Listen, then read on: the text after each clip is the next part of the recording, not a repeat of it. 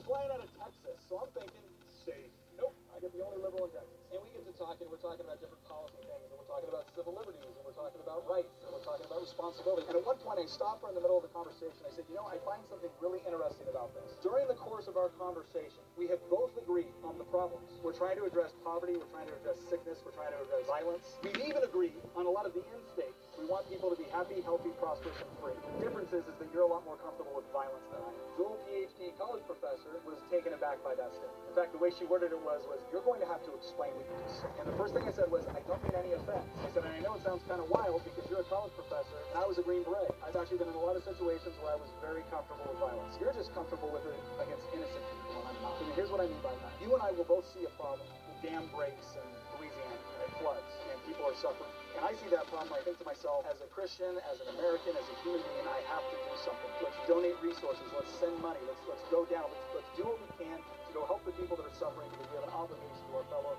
men and women to do that. And I ask you, maybe, would you like to come along? Would you like to donate? Would you like to do something? Maybe you want to write a check. Maybe you want to get on a plane and go down there. But no matter what you say, the option and the choice is yours. And if you choose to do something other than what I am asking for, you get to leave the conversation in peace. So now on the other side, you see a problem within society. And your automatic response is, we need a government program. We need government intervention. And so, Nick, we're going to raise your taxes, or we're going to regulate you, or we're going to set up a statute or a law. What happens if I say no? Do I get to live in peace? You will deprive me of liberty and property, and depending on how much I resist, you will deprive me of a lot more. You'll take away my kids, you'll take away my home. Not because I didn't want to help, but because I didn't want to help the same way you did.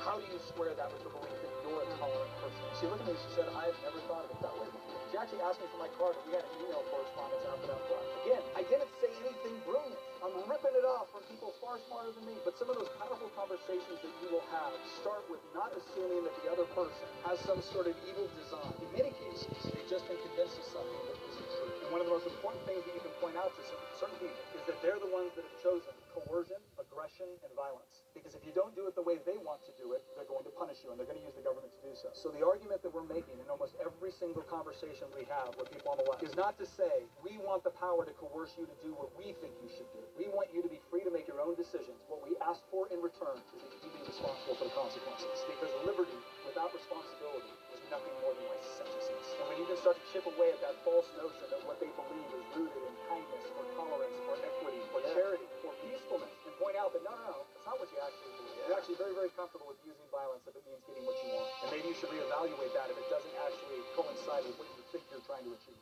Subscribe.